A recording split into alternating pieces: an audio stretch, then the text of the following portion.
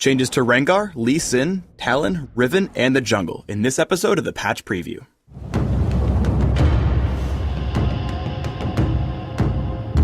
Hello everybody, welcome to the first patch preview of 2013. As always, we'll be talking about the changes coming into the next update for League of Legends. And though this video won't cover every single change in the patch, we have selected a few of the more delicate ones to guide you through our thought process behind these decisions.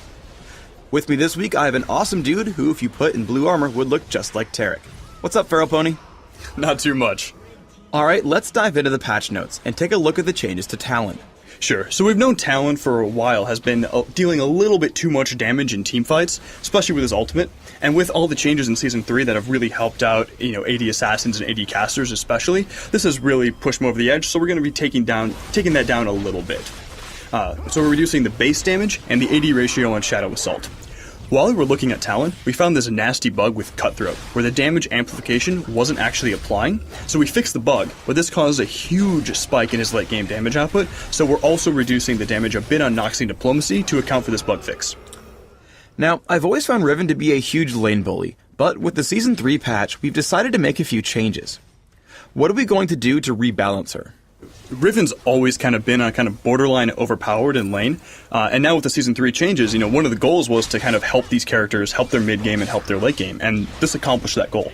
But now she's a little bit over the top in the laning phase, so we're targeting a few nerfs specifically for her early game.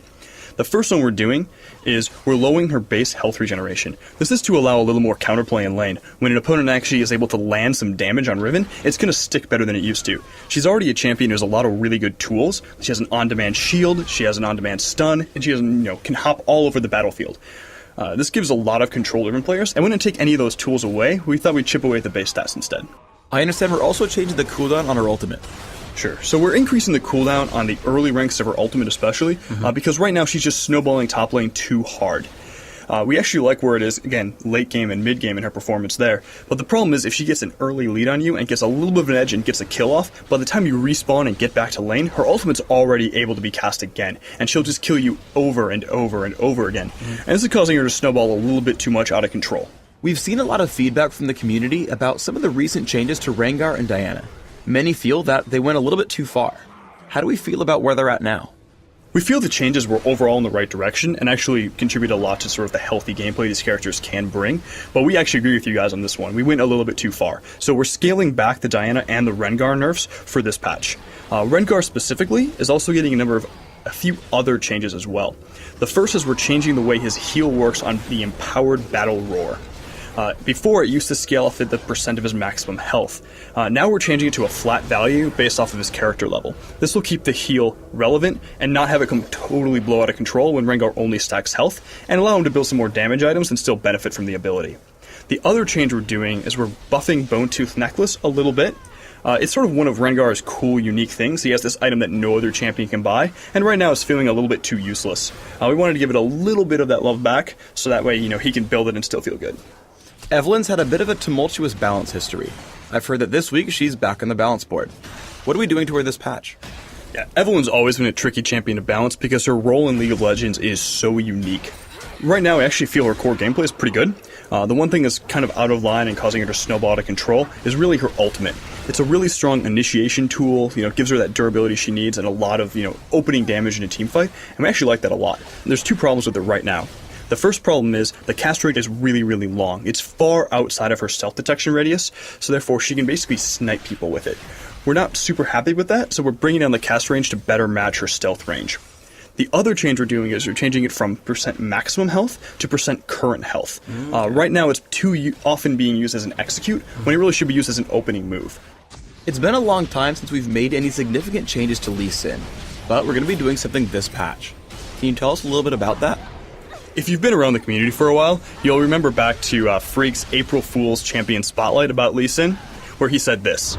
Lee Sin is a ranged, melee, tanky DPS, assassin, mage, tank, support, jungler. He excels at everything. Unfortunately, that's too true at the moment. He actually fulfills all of those roles relatively effectively. So the first thing we're doing on Lee Sin is we're pulling the armor off of Iron Will. This move is really meant to be a sustain type of mechanic, help him keep it healthy in the jungle. It also doesn't need to give him that kind of durability on top of it. The second thing we're doing is we're looking at Cripple. The early ranks of Cripple, the slow percent, is coming down. It's just giving him too much gank strength, especially in the early game. Also, we're reducing the cast range of Cripple from 800 down to 600. The reason for this is once he marks you, even if you're able to use a champion ability, flash, or honestly just walk away, he still has enough range on that ability to kind of mark you and then catch up to you with all the other awesome tools he has. We made a ton of changes to the jungle in our big preseason patch last month, but we're doing some additional tweaking now. What can you tell us about that? You're going to see a lot of lines in the patch notes about this, but they're all geared around two different things.